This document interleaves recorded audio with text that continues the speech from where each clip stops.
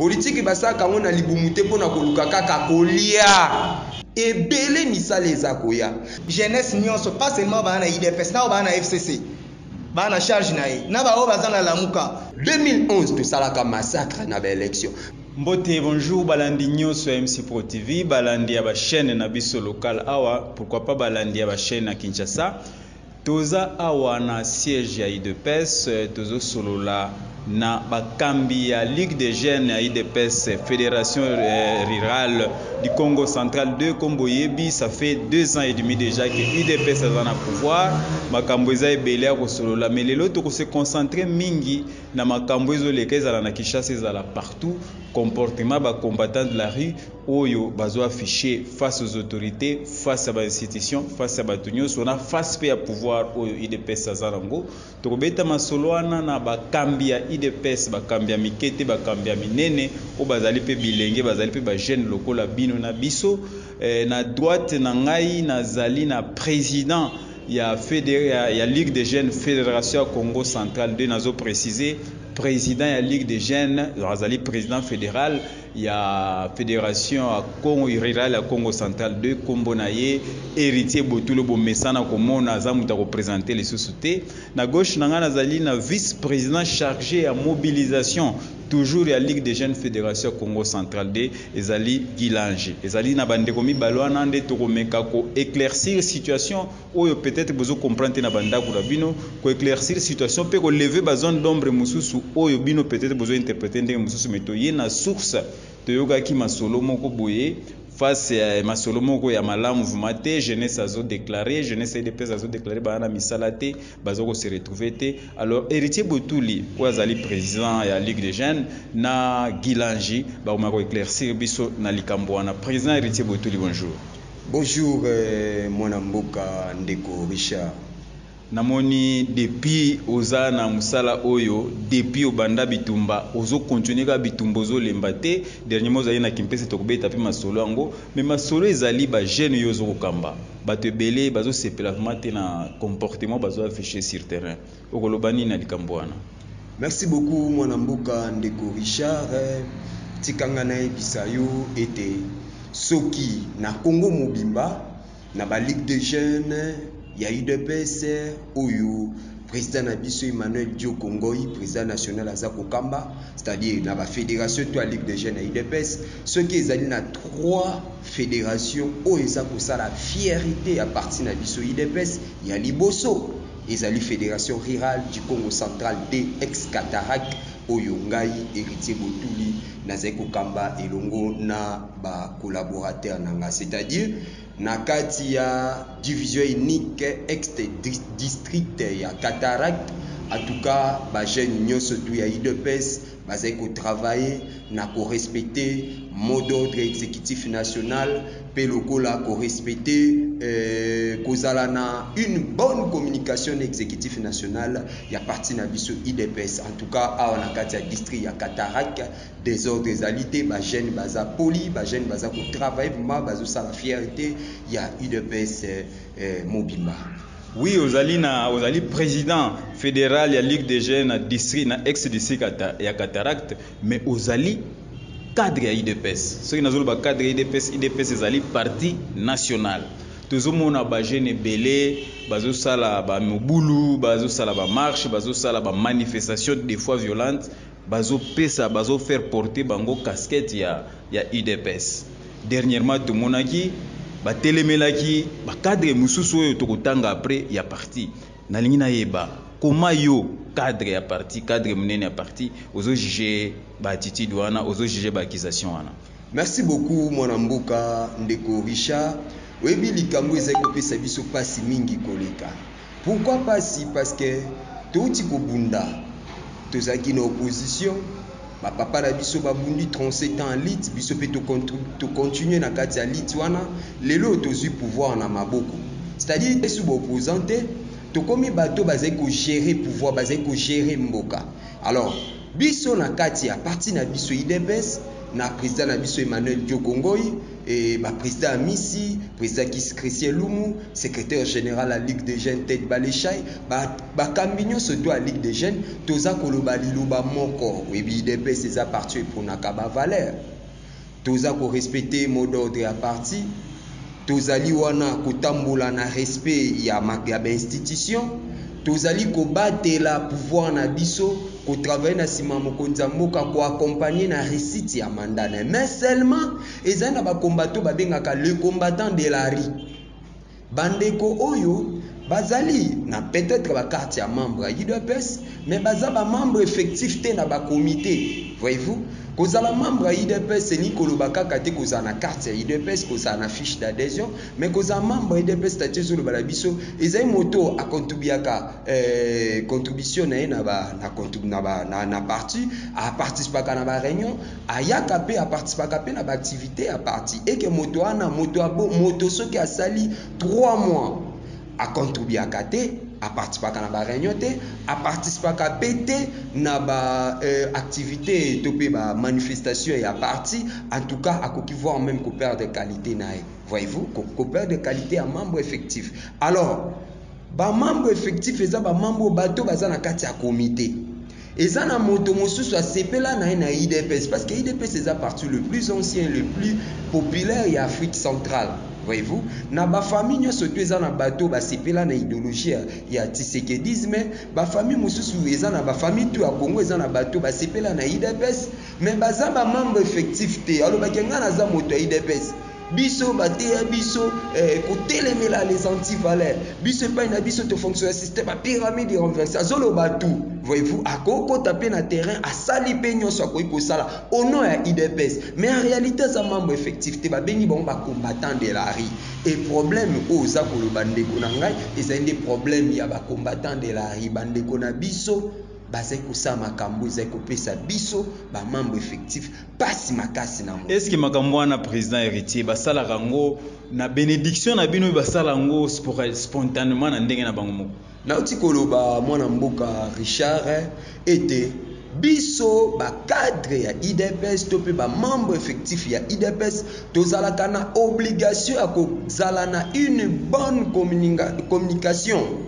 Il y a garder une bonne communication l'exécutif national et à parti na biso. Avato loba likambo to kaka exécutif national ezoloba nini na likambo boy. Avato sala likambo to tuna ka bakambi na biso ya likolo. Est-ce que likambo to ko sala toté? Est-ce que modo de pesami que tout ça likambo toté? Biso ba membre to effectif. Il y a IDPS. Mais ce qui moto ba même langage d'un exécutif national, comprendre clairement qu'il y a ça comme selon ye, ce sont des combattants de la rue. Et ce qu'on a dit bande ko na suka ba signaka ke moto intel combattant de la rue. Alors ba note que moto intel membre IDPS ya cellule Kingani to la fédération section sous section Kingani mais ba combattant de la rue. C'est ba électrons libres. Voilà les électrons libres. C'est-à-dire bazaka na mot d'ordre moko to bazwaka. Basaka na bénédiction mon côté à partir bazwaka pour na basa ba makamu na ba basaka basala kaloko ba électron libre et c'est un travail à faire, un grand travail à faire ya ko kotisa bango na molongo sinon ekoza kitoko mingi te eza déjà kitoko mingi te président héritier puisque ba détail nyonso zo ko pesa wana peut-être ba cadre ba intello ba to mutu et kembande ba comprendre ba différence wana mais commun de mortel azomona rage eza IDPS ndozo agir vice-président Gilangi na baluki pana yo za chargé ya mobilisation implantation quelque part ce qui m'a besoin tambola bien te vous a concerné. Oui. Bon na likambo wana omoni papa journaliste ba autobeta CT ezali problème otoza nango ezo préoccuper biso parce que to tambola na kimpese to tambola na balufu to tambola partout na mabele na biso to tambola pourquoi to tambola pour la formation ko encadrer jeunesse au to ana pouvoir mais to moni virus moko ya mabeza ko to moni système bandeko na biso ya kala ya FCC bazalaki na système moko so balimba etfinga mokonzi basalelo ko moko bakopesa ba jeune bakokanga ba jeune bapesi bango ba moyen bapesi bango balati bango bilamba surtout daki ya IDPS azaki victime balati bango bilamba bapesi bango ba moyen alors eloko wana ba pratique wana quotidien na jeunesse na biso ya parti tina régime ya lelo oui quotidien na régime na biso comment ba jeune na biso moko ya parti comme mutu moko utiliser bango bo attaquer président AI balati ba polo ya IDPS ba komi to ba combattant de la rue. Alors biso toza obligé tellement toza ba cambi ya jeunesse toza vraiment obligé à kozongisa bango na molongo ndenge président utoloba vraiment il faut tozongisa bango na molongo bazonga na nzela ou soit ba bana engagé sur IDPS te so ba moni bango ba sele activité ba lati tenir IDPS ba kanga bango bacha bango maboko parce que ba kongo cha désordre IDPS ya na statut IDPS eta mwana mibeko IDPS ezo respecter oyo nyonso l'état tie batu nyonso ba kambi nyonso l'état tie libiso na nzela IDPS ana pona ko combattre lelo soko bandi ko combattre bato l'état tie libiso au chef de l'état tie libiso parce que la présidence est la première institution ya mboka chef de l'état aza batu nyonso bazo sala ba na justice bazo sala na ba ministère bango nyonso bazo représenter chef de l'état parce que derrière bango eza ndenge toza na kati ya bureau photo chef de l'état na sima na bango. Alors ceux qui bazo sala biloko wana ezaki bazo saboter même chef de l'état o azali président na biso o azaki pe président na biso ya IDPS eloko na biso to condamner yango et tozo beta penda c'était ifu bazonga na nzela ti to sala vidéo ti boye ko zwa biso poto yebisa bino biloko ezaki message wana ekomela bango oyo soki ekomeli bango te moninga kozala pembeni atali yango atindela bango batala yango bazonga na molongo et IDPS eza pas seulement na jeunesse moko boye 4 ou 5 personnes baza na Kinshasa basali IDPS bazo yango IDPS eza na étendue nationale eza parti politique national eza patrimoine pona mboka mobimba ba jeunesse ya IDPS zaka o aza na Kinshasa te même o aza na Luozi aza jeunesse ya IDPS même o aza na Lufu aza jeunesse ya IDPS na Kasumbalesa na Goma na Beni partout baza ba jeunesse ya IDPS tona ba même droit na bango wana alors bango so bako engager IDPS pour ça ba désordre vraiment to sipé na bango. Je pense que avant émission yo to ko ba résolution pe beaucoup pesa biso beaucoup communiquer biso ba mesure obozui na étendue na bino d'abord peut-être beaucoup répertorier en obi répercutango sur le plan national président héritier Botuli to beta masolo to benga mbwana kombo na ye. Vraiment nga na kotika bino te soki na lobili kambo te lelo jeunesse ya IDPS d'abord ezo condamner ministre ya jeunesse azali jeune lokola bango qui bazo se retrouver te bazo za misala te bazo sala ba manifestation contre ministre est-ce que bazana raison bi bazana raison te tant bazo se retrouver te misala ezo mona na te eloko wana ozo mona ki bazana raison. Merci beaucoup mwana mboka ndeko Richard. Ebi makambo eza kopisa pasi na bolembu mais tokolemba te tokokoba parce que tozwa ta molai ya kozwa formation et pas Etienne Tshisekedi wa Mulumba de res mémoire et puis bakambi mususu à parti au papa Etienne Tshisekedi wa Mulumba tikela biso ko lutter contre les antivaleurs voyez-vous ba mentalité négative eza ba biloko esengé na biso to combattre ngo na ba énergie nyonso to voyez-vous lelo yo biso to zu pouvoir papa na ngai tebi malamu ke to teki ko sangana na bandeko na biso ya FCC na mariage o ya FCC cash ba croque à jambe voilà ba croque à jambe bande ko sala mamakasi oyo bande ko sala yango pona ko permettre teketo Fachi Beto son excellence Félix Antoine Tshisekedi Tshilombo a reçu mandat na yo ezali kaka ko privilégier intérêt ya peuple congolais oyo tozai ko loba biso nyonso tous les peuples d'abord et ainsi biso moko to telema ki peto bi moko nzamboka en tout cas za ko simba de biso population voyez-vous toza na République démocratique du Congo démocratie lobby pouvoir du peuple pour le peuple pour na ko servir peuple et par les peuples ça dit peuple soko loba amona makambo kitoko te et a telemi a gangi en tout cas ba konza likolo pe ba yokaka batosaka mongongo a peuple a telema ki a gangi bien en tout cas mariage ane kabwana pour na biso pe tozo a souffler pour peuple azo telema ke ministre na bino azo salarié wana peuple to ti koloba clairement ke ezai na ba jeune moko ya balati casquette ya IDPS nde baza koloba biloko a bongo voilà ezai peuple te alors bakonzi bayokaki tokabwanaki na mariage wana mengongo tokomi papa na ngai bakonzi batie wana na ba gouvernement ba ministre bati bango pona basa mosala banome nanu kaka ba ministre bapesi misala na compte ya IDPS bazwi pe quelque bandeko bapesi pe bango misala c'est-à-dire bokoma ba ministre bo servir mboka ba ministre pe bazwi quelque bato bakotisi na nombre ezo senga ba travailler na cabinet nombre moko limité bazwi quelque bato na kona Kinshasa bazwi bandeko ebele batie nakolo bake ba représenter Kinshasa. Et puis parmi bande ko na Kinshasa ça pe na bikolo différent, c'est-à-dire géopolitique ba respecter. C'est-à-dire bande ko na Kinshasa parmi bango ba représenter ba Kassain bazali, ba représenter ya ba Swahili bazali, ba représenter ya Bangala bazali, ba représenter ya ba Congo bazali. Ndenge moko bazusu bandeko moi quelque parce que nombre est limité. Moi quelques bandeko ba uti la ba province songolo paka y compris na Congo central, je pense que 3 personnes, 2 ou 3 personnes bazwa ki na Congo central bazé pe na ba tram baza vraiment bato baza maele, baza intelligent, ba bendi pe ba kotisi. Bazu pe belé na Kinshasa ba kotisi. Wana ezaka pona cabinet. Papa, toza misalo toza kozwa. Et belé misale ezako ya. Misale ezopesa makam. Et comment? Tango bazo nommé ba mandataire ba entreprise publique. Tango bazo tia administrateur du territoire ba bourgmestre. Tango bazo nommé ba ambassadeur, tango bazo nommé puis ba investisseur ba tebele bazo ya. Nde tango biso to kobeta lisolo ke biso tozwina nu misala te. Nde tango biso kombata IDPS to koloba ke en tout cas tozwa misala te. Et que baloba siko que non et tozwa c'est n'habité ça. En fait, moi je pense que ça marque manque d'information. Et puis bazo accusé ministre na olinga vraiment au répondre à ce qui concerne le ministre na chef de Omoni moto soki azoki pota bakei nae et que pota ne commence à bapu et comme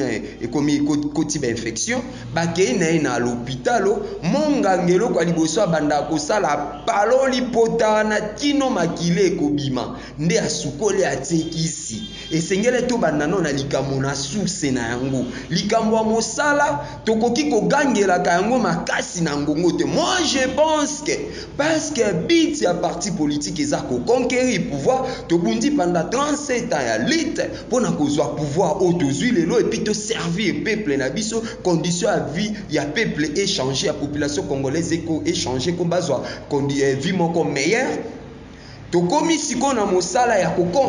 exercer et puis to conserver pouvoir le plus longtemps possible. Moi je pense que loko combattre toi IDPS ko sala siko ezali ko bunda pour mettre sur pied la stratégie pour conserver pouvoir na biso le plus longtemps possible parce que ngai na ko sala tout comme la ko sala te mais tant to battre le pouvoir na biso tozo servir kaka IDPS mwana nanga ko sala mosala. Voyez-vous bato ba ko sala mosala et surtout population peuple congolais vie conditions de vie na ko changer. Je pense que bongi na biso ko travailler beaucoup plus na ko conserver pouvoir to implanter parti ndenge katara ko yebi to salaka jeunesse IDPS soko zwi biso lelo c'est parce que lelo ezaki journée moko off mais oyebi to tu ko la bisa ba semaine belé na bazamba ko implanter parti na ba mbongo ba poche et puis nazo signaler pe bozo sala ba projet agricole ba mbongo ba poche ya minene pona ko sunga population ba jeune na ba kuluna to bineni to ko penser pona ba jeune wana bazwa ba tika kuluna to sala ba projet agricole parce que to za na kati ya Congo central to ana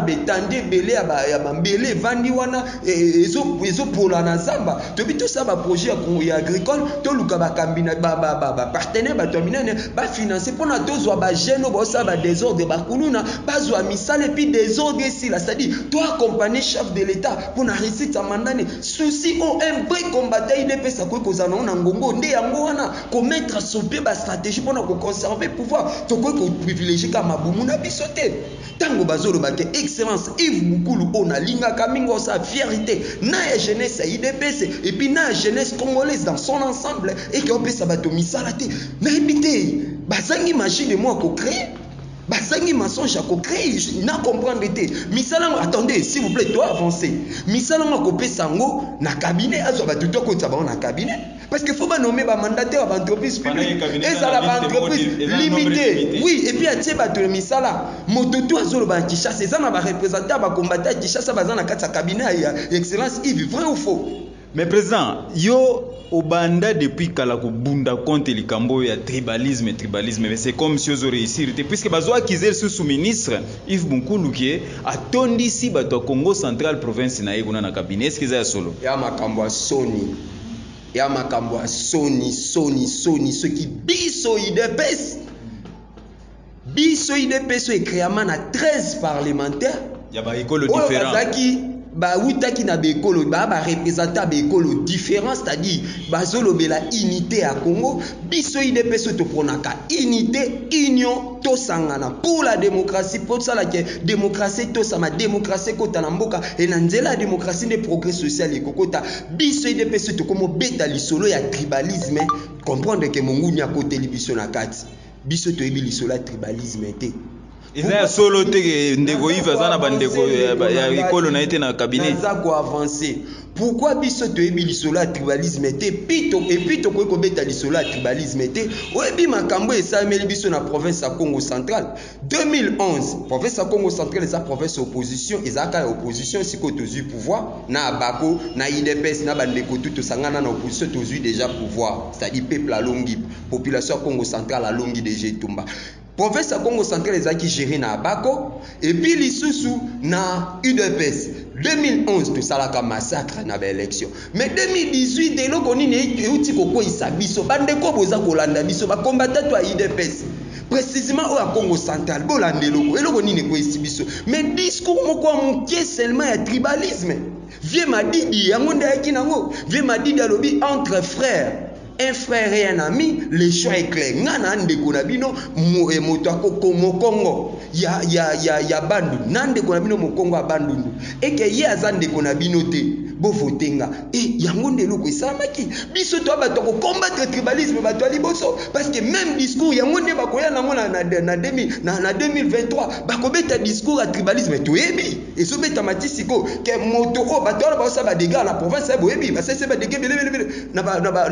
partout na ba fleuve wapi partout ba député tout na bétisité ba politicien belé ba défendre population et pourtant député azamo lobeli ya peuple député azakiti au peuple favandara na kimia pas ceza na mboka na biso ana timanti pas ceza na biso mboka na biso ana na ba fleuve na mwanda pas ceza na mboka na biso ana na lukunga pas ceza na mboka na biso na matadi tozio papa kende kuna na parlement lobeli la kabiso sala na kati ya ba propos ya exercice budgétaire sa bimisa bi présenter pe kana biso ba bimisa mbongo ya mais ba député bon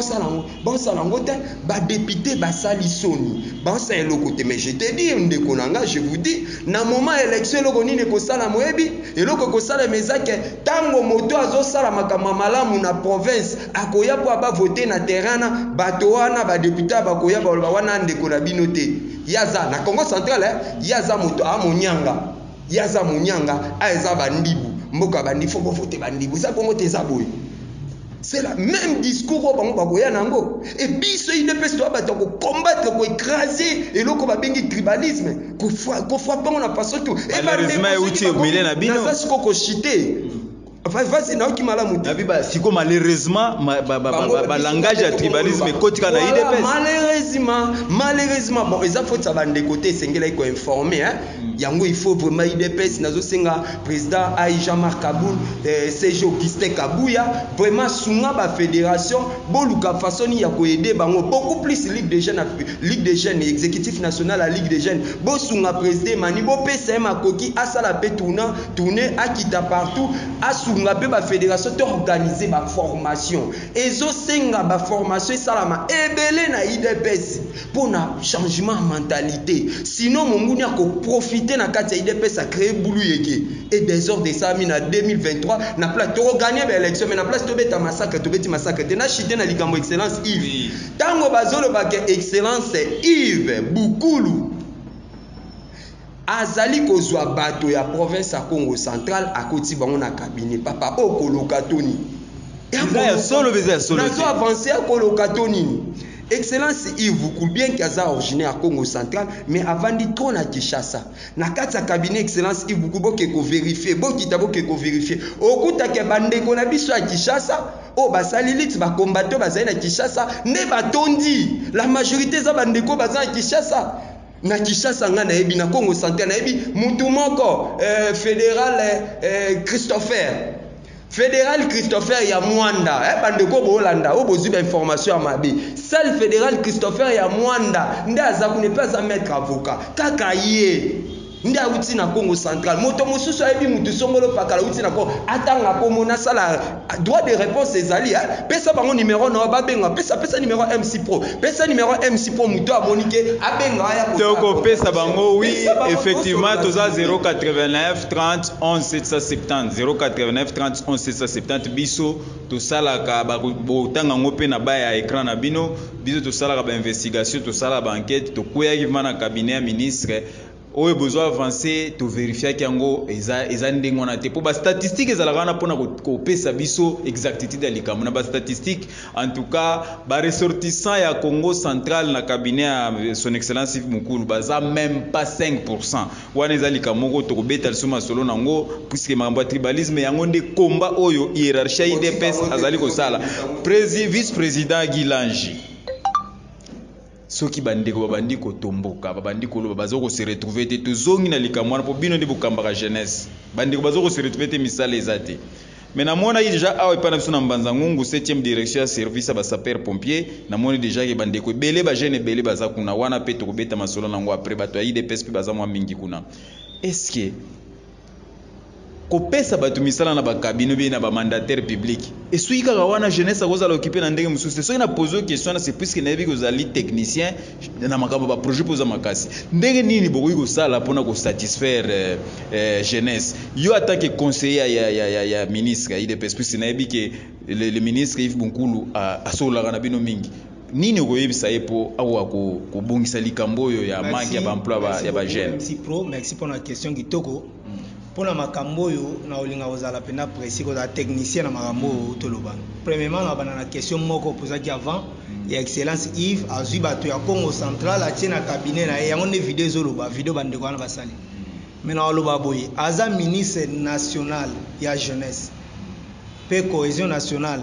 ministre national ya jeunesse. Alors, ce qui est là, parce que Azui va tu as Congo central, s'il vous plaît, s'il vous plaît, les lots Azui non va tu Congo central, t'es va tu le week-end, Azui va négocier à Congo central à tiens cabinet naïe, mais un ministre national. Ce qui est là, va tu Congo central, baza compétent, tu vas montrer que non va jeune, baza na compétence, ba outil na Congo central, baza 5. Bamsusu wana compétence ezate bazwaka bato batia na cabinet ministère wana ezo représenter Congo eza na ya IDPS te eza bapesa ki ye comme na IDPS mais azui ministère ya Congo jeunesse nyonso pas seulement ba na IDPS na ba na FCC ba na charge na ye na ba o baza na lamuka baza na charge na ba o baza na parti nyonso alors soki ministère wana ezo pesa solution pour na ba jeune et ko pesa ka solution te pour na jeunesse baza na IDPS wana seke IDPS yemo kazomi bundisa liti oya bundisa ki parce ministère à FCC ano pesa ka ba jeune à FCC parce que IDPS bundisi FCC pour ba kende IDPS soit pouvoir pour soit charge ya Congo na jeunesse mobimba na pays autant na 75% ba jeune parce que ministère wana so ba jeune à IDPS ba nukolela ono ba pesa biso misala te ache ba to concentrer na kata ministère à excellence Yves au mona na ba jeune ba za IDPS te ba na kata ministère wana na ba jeune ya société civile baza na kata ministère wana ozomona andero news to ba excellence Yves wana azali nanu président ya jeunesse ya IDPS donc président Emmanuel za président AI muto aya président Emmanuel remplacé da excellence Yves azala ki président ya jeunesse ya IDPS ya monde ozomona Sko ya bosala makambo te po a combattre lisusu IDPS. Ayebi oyo ya komi place ya komi eza IDPS ne komisie. Eza tata na ete, eza mama na ete, eza IDPS ne komisie. IDPS ya apprécié musala salaki na tête ya présidence ya IDPS ya jeunesse. Oui, musala salaki ezaki malamu yango nde azaki candidat unique ya jeunesse ya IDPS. Alors, le même jeunesse wana o etindie comme candidat unique. Ba comme combattre c'est que to lukelo mususu. Faut comprendre que non eza eloko mususu nga eloko ana comprendre ngo eza eloko mususu ba jeune wana 4 jeunes wana na ko citer bango te to na TV mais 4 jeunes wana ba utiliser bango na ba utiliser bango ba lati bango ba polo ba pesi bango ba mbongo ba tindi bango ba combattre excellence Yves alors ezelo moko biso tozo condamner yango alors pour le ministère wana chef de l'état atia ba mbongo aje ba banque nyonso zo moneza ba mbongo bara o banque bani basengi na ba jeune basengi na jeunesse ni bo sala ba projet. Comme ça va financer ministère na biso wana akotia poa ba ko financer ba projet wana et puis ba jeune ba ko zo misala en bloc parce que na ministère ba ko zo 12 personnes seulement 12 ozomona na kati ministère bazui 12 personnes mais toza capable ya kosangana 20 jeunes tosali musala to engager 10 000 20 000 jeunes sikoyo ba jeunesse yango wana eza kaka po ya kotyaba makelele ondenge nini non tosangana boneti biso ana cataracte to ana projet toyebi ke projet ane kozala financé tokozwa ba jeune na Kinshasa tokozwa ba jeune na est ya mboka na biso tokamoni ba phénomène bombe ndenge ezorengi wana tomona bi excellence Yves félicitation na musala azosala mpona phénomène wana po esila eza ke jeunesse wana faza na occupation na place ke atelema afandi place moko etinda akemela biloko wana jeunesse wana po aza na occupation alors jeune wana po aza na occupation esengake non balider bajeune oyo mitu esalaka malamu bafanda basala baprojet tosalaka batfc bamémoire oyo tosalaka wana tokende otika na babibliothèque tozwa kaka babiloko wana tomeka korealize yango kopesa jeunesse musala ekotonga mboka na biso. Merci vice-président. On a rappelé que tout ya on est allé de vice-président chargé à implantation et mobilisation Gilangi ou azalina président héritier Boutoulo azali président il y a Ligue des jeunes fédération ira la Congo centrale de président vraiment tozo qui ndeko chité na entretien tout sali et ça peut entretien mo très très important puisque ezo éclairer ba tozo clarifier déjà au bimisi déjà qui na cabinet ya son excellence Yves Mukongo azaka moko. Comprenez le wana qui na cabinet na ba Congo bazav maté mutu auti na Congo central azamoko. Alors président Bambongo son excellence Yves Mukongo azalaki awa na Mbanzangongo il y a de cela moins de 2 semaines alobaki na bato nyonso ke président de la république atie mbongo pona entrepreneuriat jeunesse jeune azana projet akotisa ba ko libérer mbongo asali musala na ye yo mutu zokamba bango président et pas na bino na ligue de jeunes ya bino pisine bike boza na ligue de jeunes ya bato mayele tana zomona déjà ba ndeko na biso lokola ba Gilangi na zomona ba ndeko na biso lokola ba Rodrigue na zomona ba ndeko na biso lokola ba Juda ba ndeko na biso lokola star na biso Wonder bato mayele baza belé ce qui ba projet zo yate ndeko Yves ko sala nini est-ce que pas na yo na fédération na yo ba ndeko baza chercher na ba projet yo ko présenter parce que quelque part pe bino pe boza condamnable puisque bino de fubo matsa makambuzo ya epa ya excellence ya ko kitate ya ko singa bino yemoko akomela bino sous projet na profiter na occasion pour na koyebisa bandeko na biso premièrement to condamner bino te bandeko ya combattant de la rue oyo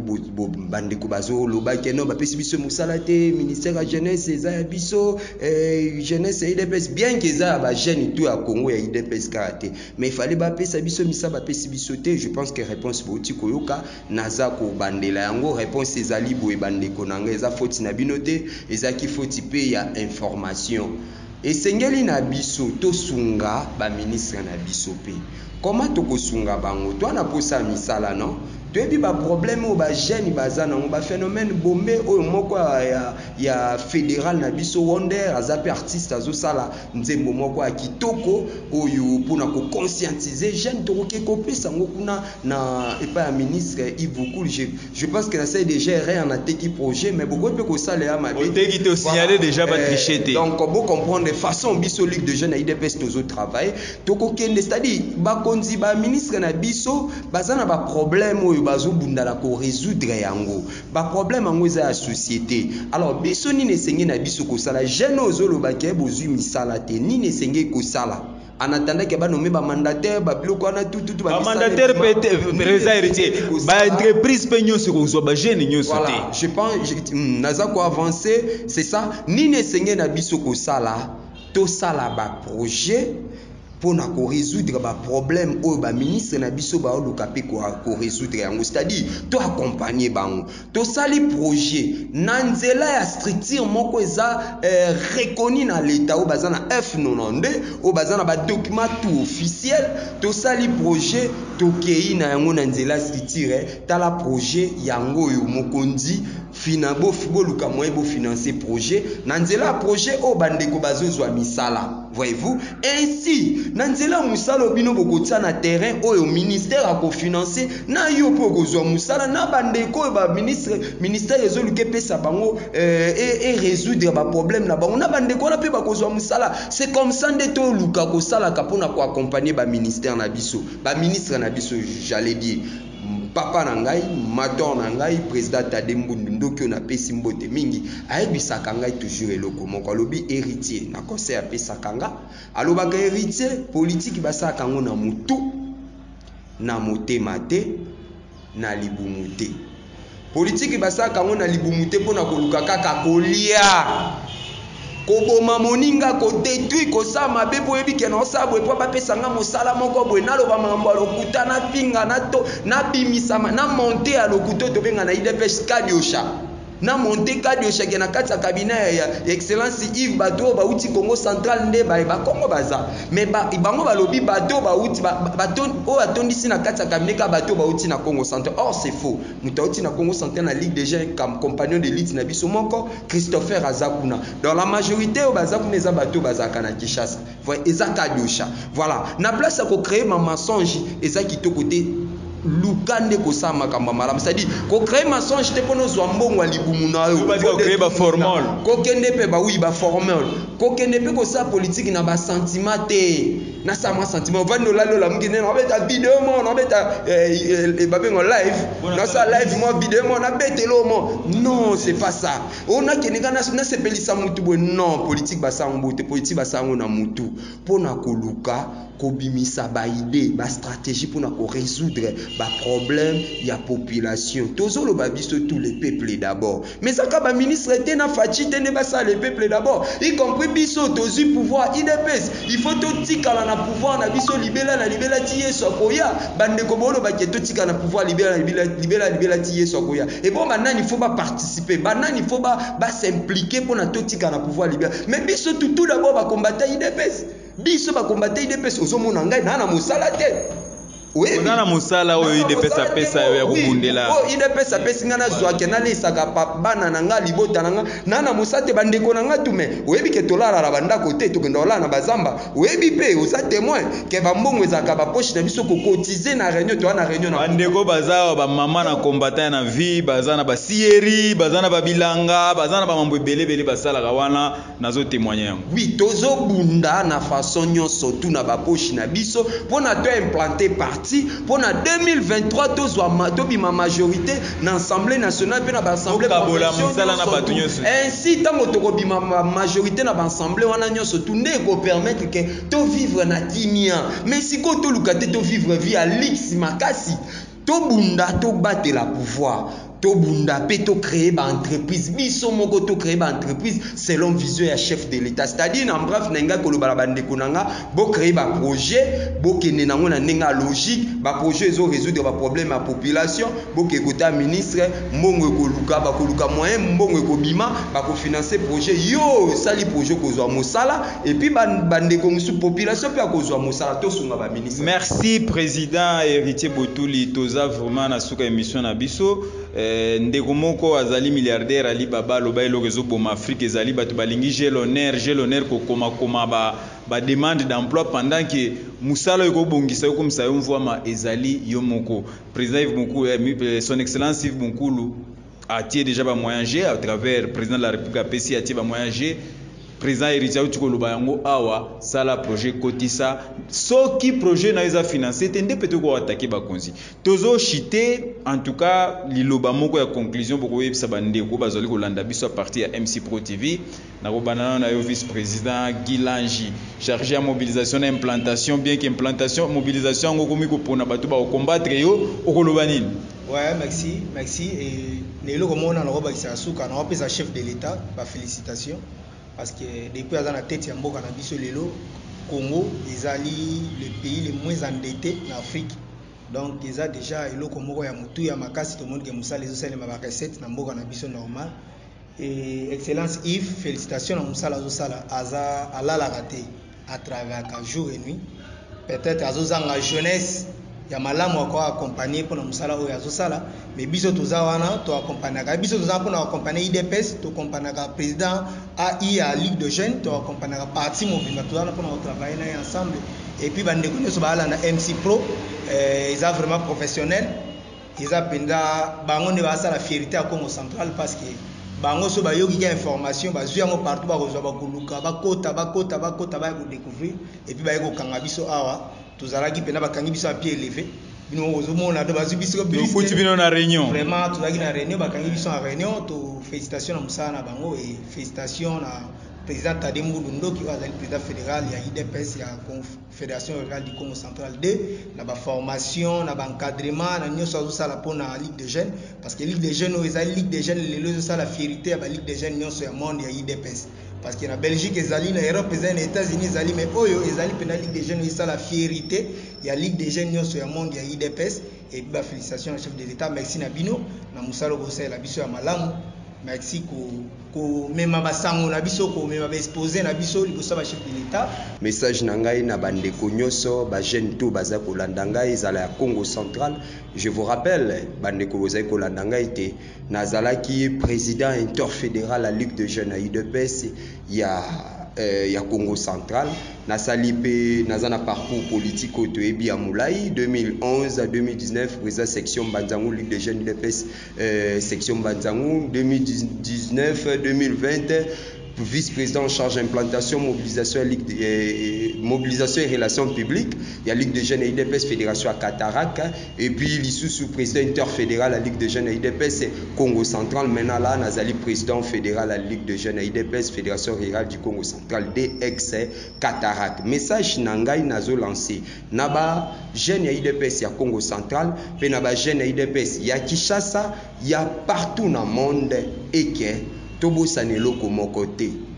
Bitia politique et ko conquérir le pouvoir, ko exercer ango et puis ko conserver ango le plus longtemps possible. Tous les kolobatango nyo surtout na monoko na biso ete IDPS e kozana pouvoir kino ye soit kozonga. Lokola ANC ndenge ba umeli na pouvoir. Biso nyo surtout tozai na rôle ou tozai essayer na biso to jouer pour na ko conserver pouvoir na biso le plus longtemps possible. To privilégier makambo eza priorité. To privilégier makambo eza priorité lokola ko conserver pouvoir na biso to bonga nzela te ya kolanda otala boye monguni ya koya koteli otala ba pesa bino mosala te obungi nzela o perdre contrôle pour tes élections za pembeni fallo implanter parti il fallo conscientiser batu il fallo redynamiser parti yo président sectionnaire yo président sous-sectionnaire yo président cellulaire yo président fédéral yo ba cadre à parti il fallo se concentrer na ko implanter parti kota partout pour na toza na ba électeurs rebelle mais yo si obosani nzela au komi kolanda nzela n'attaquer ministre n'attaquer voire même au Congo à niveau n'attaquer na chef de l'État n'attaquer président Aïe n'attaquer nani n'attaquer moto songolo pakala cadre à parti pour na pesinga mosala te ndeko tobatela pouvoir na biso toyeba ko conserver ngo le plus longtemps possible tobungisa makanicité na sengi na biso tout kota na travail implantation à parti biso na Congo Central précisément na district topé division unique ya Cataract toza na passe na motema terrain za monene toaka na moto moko tolalaka te na bandako na biso bato to balandaka biso na ba réseaux sociaux bayebi moto akoboya zate moto to ayebi to sa mosala ko implanter parti parce que zo omona bandeko ba osenga boya ko tiela biso drapeau IDPS boya ko implanter parti to sa mosala ko implanter parti partout parce que to na posa na 2023 to écraser ba adversaire na biso to zwa to bima majorité na assemblée nationale pe na assemblée provinciale bandeko bosa lokola biso to se concentrer na conservation à pouvoir na conservation à pouvoir wana président Zolo Bango clair ezali conservation à pouvoir d'une manière démocratique. Toyambaki Bandeko Mibale, président fédéral et à Ligue des Jeunes, il y a IDPS Fédération Rurale du Congo Central 2, Azali accompagné na collaborateur na Azali vice-président Guilange Azali chargé à implantation et mobilisation, na Ranisi Bolandi ba éclaircissement nyoso oyo ba pesibino concernant le ministre et à jeunesse cohésion nationale Azali titre on a batebele ba bossa nango toza pe na partie à cohésion nationale na initiation à la nouvelle citoyenneté bozota la jeunesse bozota la cohésion nationale était ba démontrer biso awake et pas ya son excellence Guy Yves Bunkulu tribalisme ezate et pas son excellence Yves Bunkulu atiende ba moyen na mesa o azana ba projet na e amema pour akoka ko